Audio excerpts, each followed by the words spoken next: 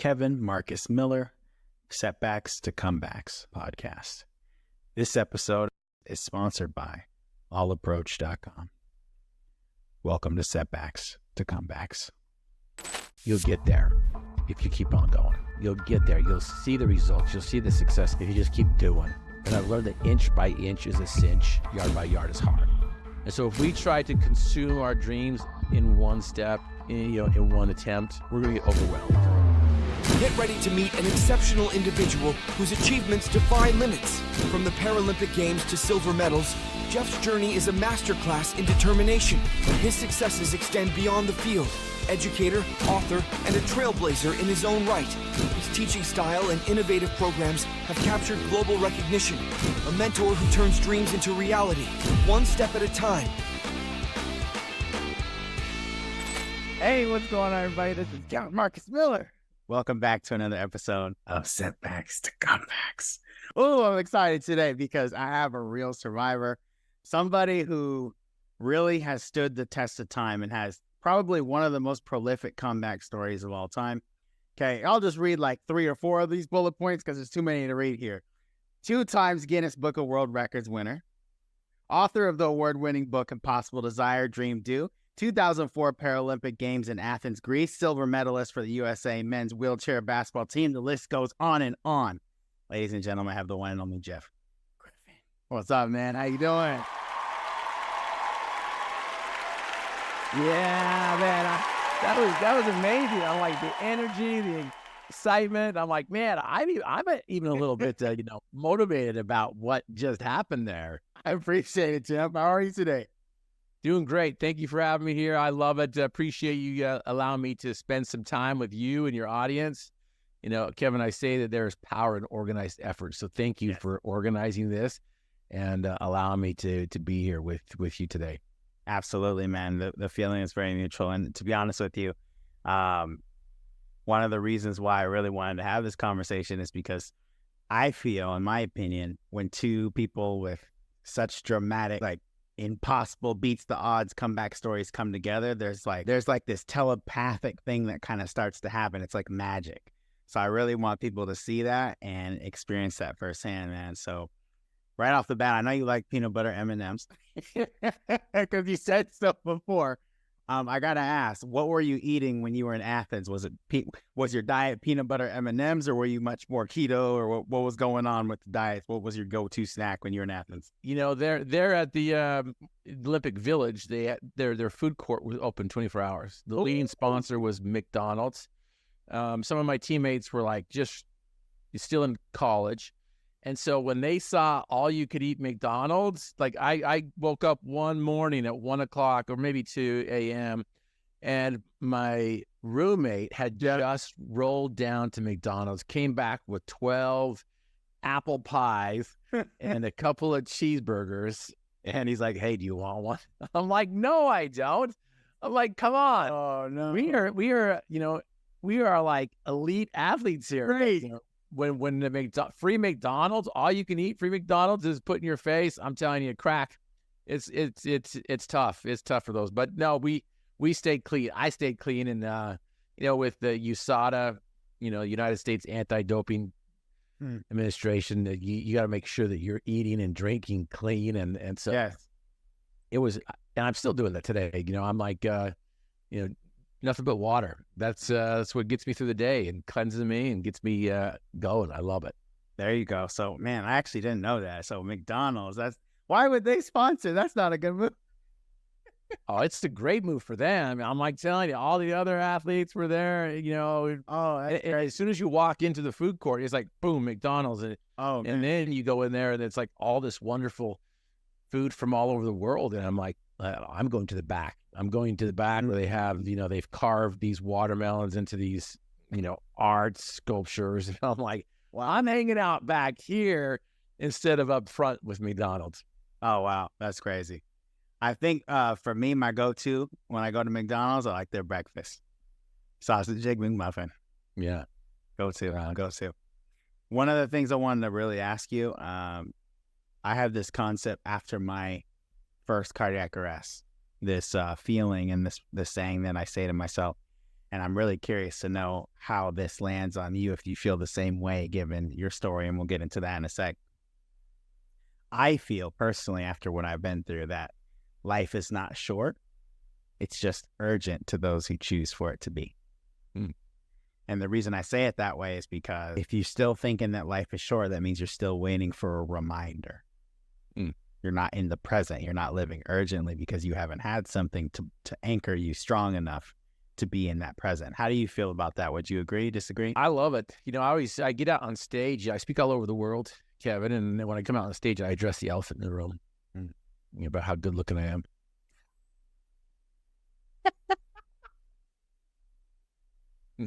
No, I'm just kidding. I love it, buddy. Oh, this is going to be a fun episode.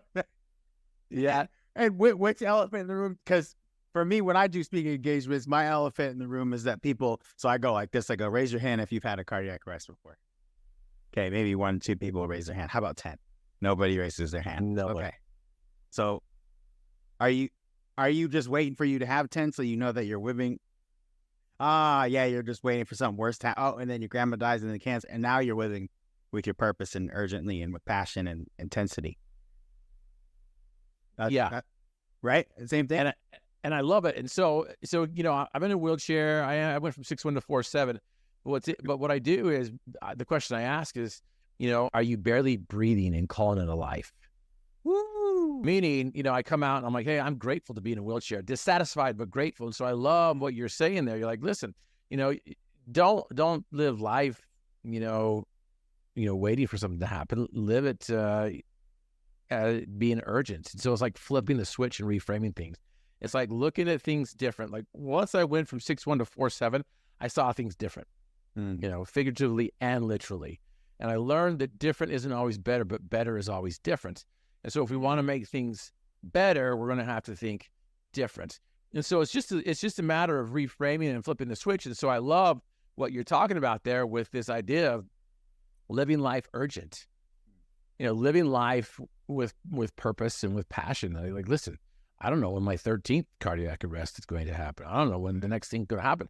And like, people think, you know, we think that we're indestructible, we can live forever, and we have until we're 75 or 60, you know, whatever the you know, average lifespan is. But there's no guarantees. There's no guarantees that something's not going to happen to us. And so the one guarantee that there is how am I going to approach life today? Mm-hmm. What am I going to do to give my heart a reason to beat? And that's what I do, is I go around and talk about dream weaving and talking about how to find your passion and purpose, and how to not just discover it and find it and you know, dream weave, but to actually take the steps necessary to go and accomplish it. Because right, as I mentioned before, you know, I'm in a wheelchair, and the elephant on the stage is I'm in a wheelchair. I can't hide it. People can see it. I was given a life sentence to never walk, never stand, never move my legs again. Mm-hmm. And I've learned, sadly, that most of us, if not all of us, are paralyzed from the demons of doubt, fear, and complacency. And those three things just keep us from living urgently. This is some good comeback talk right now. I got to ask, man, when you said dissatisfied, I love the honesty, because I hear a lot of people when they have setbacks, they say, well, you know, it happened for a reason. And I'll be honest with you, Jeff, I think that's a bunch of bullshit. That's just my honest personal opinion. I think I made it. I assigned meaning to it after it happened to me. So whatever meaning I chose to give it, I used as fuel for the comeback. But I'm not going to sit here and start to like, oh, well, that happened. Now then that happened for a reason. So then now I could be a speaker. No, it for me, at least, it's the wave and the punches and all these things. I get to assign the meaning of the next wave or setback. Yeah. Is that how you feel as well? Absolutely. I love it. I love that approach. I love that, you know, you're looking at it, because, you know, otherwise you're like, man, you know, if I need to be a speaker or a great speaker, then I got to go find some tragedy. I got to go, you know, put myself in a wheelchair. I've got to give myself a heart attack, or I got to do whatever it is. And I love the fact that what you're saying here is like, you know, no, listen, yeah, I'm taking my crap and I'm turning it into a crop, or I'm taking my mess and I'm turning it into a message.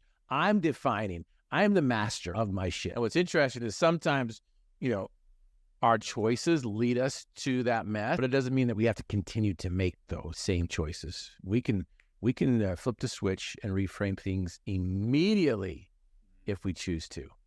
We don't have to continue to keep, telling the same story. Right. We don't have to continue to make the same choices. We can just flip that switch instantly and decide, you know what? Enough's enough. I'm done. I'm done living this way. I'm now ready to live what's inside my soul. I'm going to start listening to that song that sings inside my soul. I'm going to start, chasing down my dream. I'm going to start climbing those Everests. I'm going to define and act for myself instead of being acted upon. Take me back, man, to that breakdown, because we all know the breakdown is the breakthrough. What happened? Where were you at? How did you end up in the wheelchair?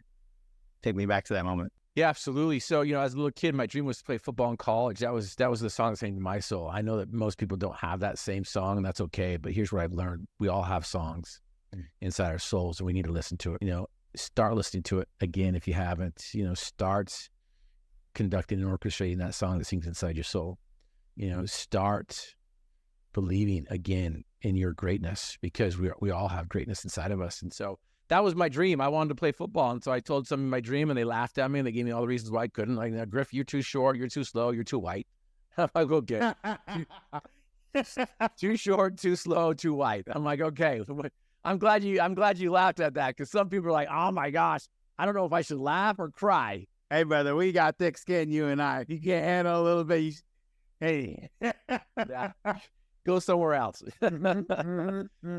But Kevin, I was too young to realize this and know this, but we as individuals, we reject what we don't know. We base our possibilities on what we understand. We reject what we don't understand, and we base our possibilities on what we know. So there's the paradox. If we've never been somewhere before, we haven't done anything before, we don't know what it is. And so we reject it.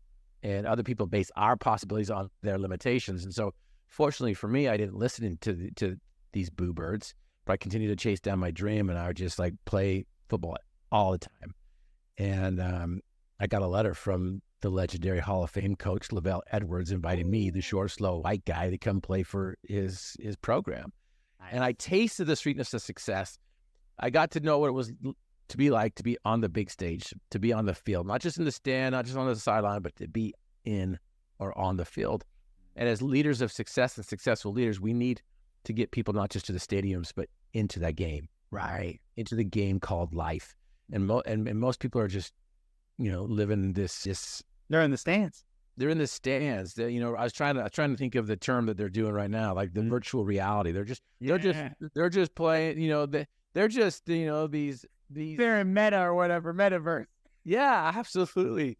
They're these players that are just watching from the sideline and making comments and criticism and whatnot. And I'd invite everybody to get off their seats, get out of the stands, and get into the game called life. And this was college, right? This is college. Big stage? Yeah. Okay. So I got to play 2 downs in college, see what it was like. So in between seasons, I was, came home to try to earn some money. I was just a construction worker. I was up 40 feet on some scaffolding when the scaffolding slipped out from underneath me, and I came straight down and stuck the landing perfectly, straight-legged. Legs came up, back came down, L1 vertebrae exploded inside me, leaving me paralyzed from the waist down. As I crumbled to the ground, the pain was so excruciating. It felt like an underground cavern explosion had just taken place, where it coursed down my legs, down my arms, out my fingertips and toes, and blew up. And the pain was excruciating. And so there I found myself next to an unpainted barn, had just fallen 40 feet. My dreams of playing football were shattered. Dreams of, riding a motorcycle with a lady on back. I always thought that those bullet bikes, motorcycles came with, in the contract in small print, it said girls included. Yes. But it wasn't until I got in a wheelchair that I realized that chicks dig the wheels. And so it was great, but it took me some time to figure out the greatness. It took me some time to figure out the goodness. Right. It took me some time to see the good in the ugly. And so, I entered that sauna of self-pity because my whole identity, Kevin, was wrapped up in my physicality. It was wrapped in how fast I could run, how high I could jump, right? How I could, run these routes with Christmas and whatnot as a receiver. And that was taken away instantaneously. Take me back to that pity, because I was in that for about 2-3 years. The pity phase. I remember it very clear. I'll tell you. had a ablation heart surgery. I'm sitting there. They literally went inside, threw a catheter through my groin and burned my heart. And then there's a complication 10 minutes afterward. And they don't know what's going on.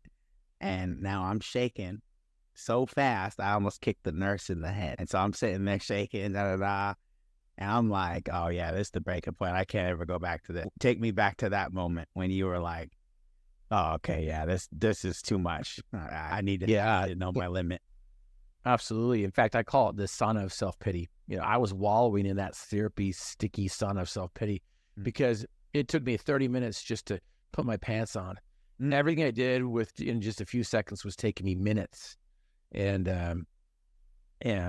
so here I am, I'm having, feeling sorry for myself. I can't use the restroom the same way I did. Right. The doctor gave me a life sentence to never stand, never move, never walk again. They told me that, that sexual function is the first to go and the last to come back. As far as a 21-year-old, virgin who's never experienced something like that, that was my whole world was just, was just destroyed, with that thought. And so here I am, just feeling sorry for myself. It took the aid of 2 nurses to get me out of bed. And so they stopped feeding me in my bed at the hospital. And so I had to get out of my bed and go to the cafeteria. And I just remember just, feeling sorry for myself, rolling down these sterile halls of the hospital, just feeling sorry for myself. Tear appears and rolls down my cheek. I get to the cafeteria, and when you're in pain and when you're in that sauna, you want to be left alone. Exactly. And I wanted to be left alone. I grabbed my food. I went to the corner of the cafeteria. I put my food down on the table. I'm flavoring my food with my tears. And I just want to be left alone. I'm like, just leave me alone. Let me wallow in this.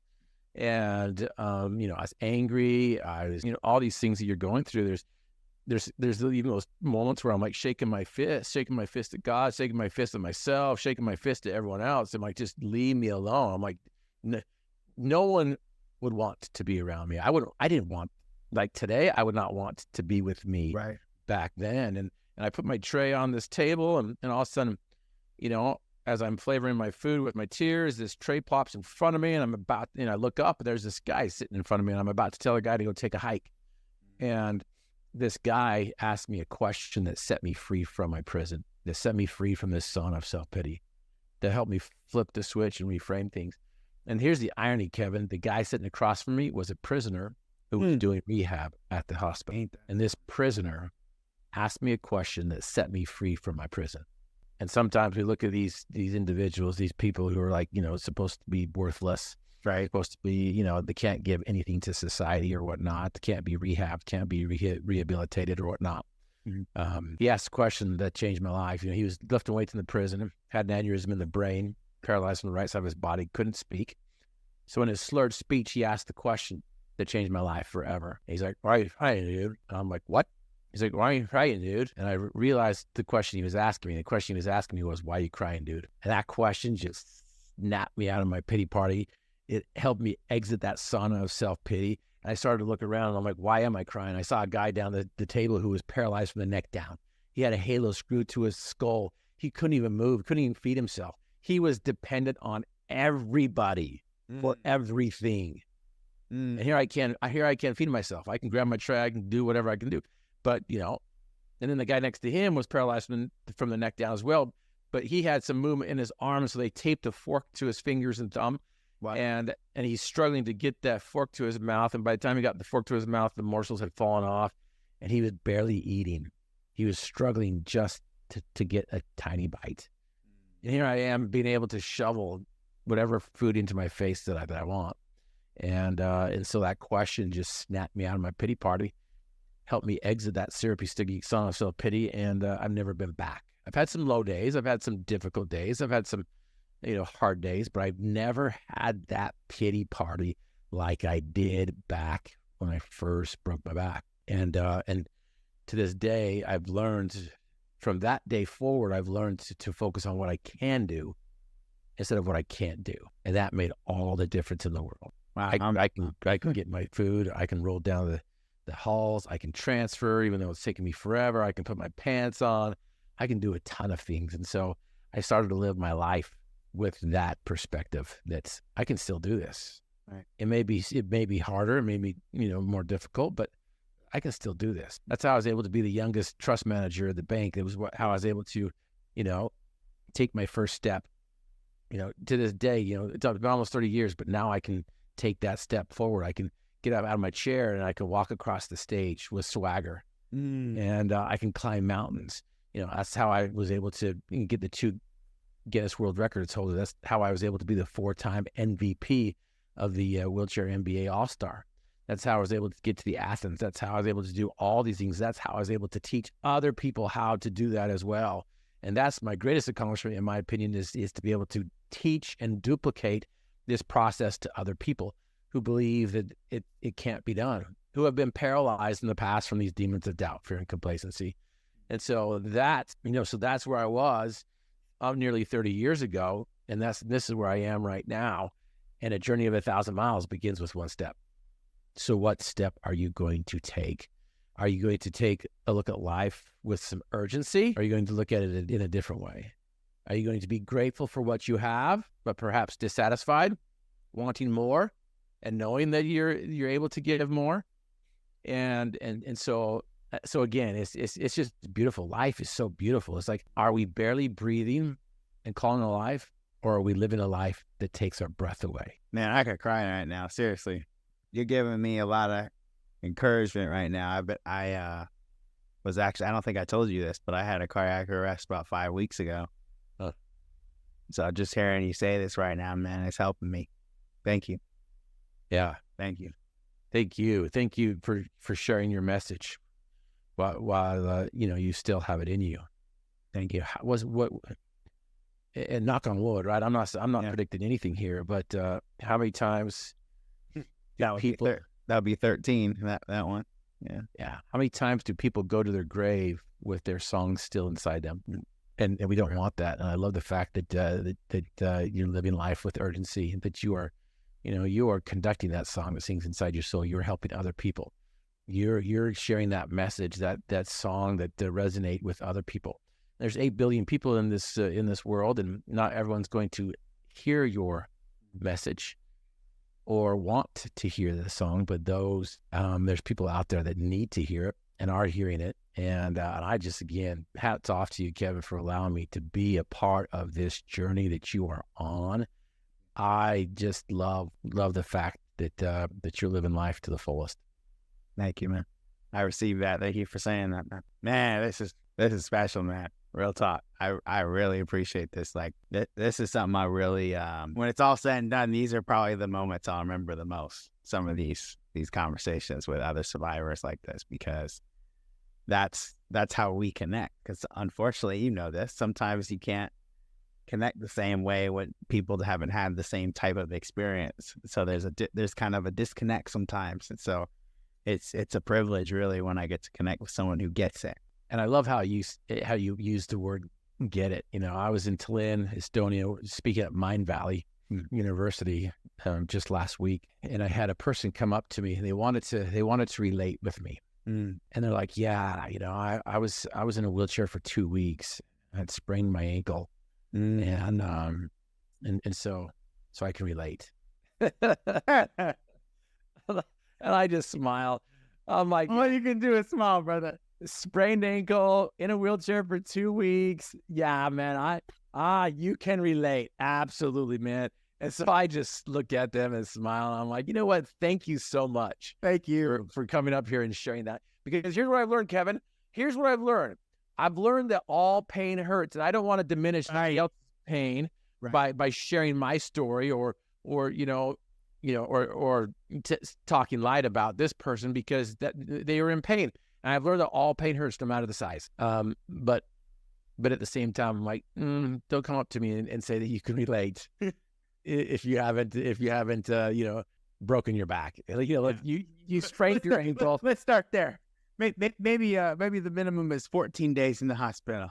That's right. Maybe that's a minimum. Maybe if you lost the movement of your feet, sexual function, did not being able to do all these other things, maybe we can relate a little bit as well. But I do want to end with this, though. I don't know. Maybe this is like our midpoint, or we're wrapping, baby. We're wrapping. Take us home. I want to share this with your listeners as well. That I mentioned the journey of 1,000 miles begins with one step, and I know it's so cliche, and people are like, yeah. But, one step after the next step after the next step, you'll get there if you keep on going. You'll get there. You'll see the results. You'll see the success if you keep doing, if you just keep doing. And I've learned that inch by inch is a cinch, yard by yard is hard.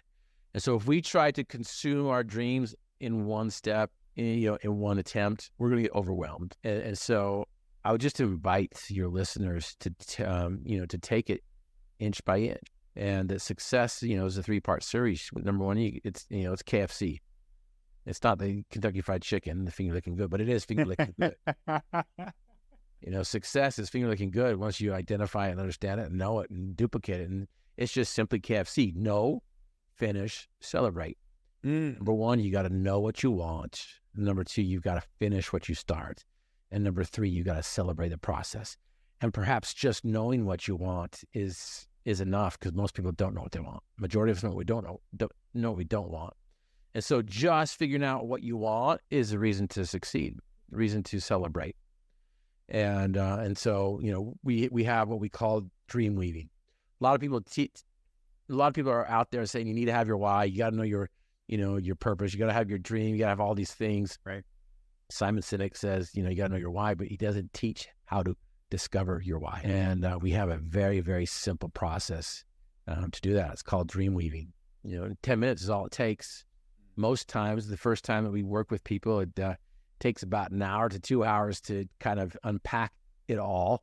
But then once you figure it out and once you start doing it, it can happen within 10 minutes. You're like, okay, I get this. I want this. I need to dream weave again because my bucket's full and I'm checking off all these things that I want to do, and they can be as simple as, floating the sugarcane canals of Hawaii, or eating, pancakes in Vermont in the fall, or, mowing the lower 40 in Nebraska, a cornfield or whatever it might be, or simply, serving somebody every day of the year. Or it could be something like this big, huge, I want to climb Mount Everest, or I want to be the youngest CEO, or I want to, be married with 4 kids. And, the doctors gave me a 0% chance of ever standing, walking, or moving my legs again. I can get up and walk now.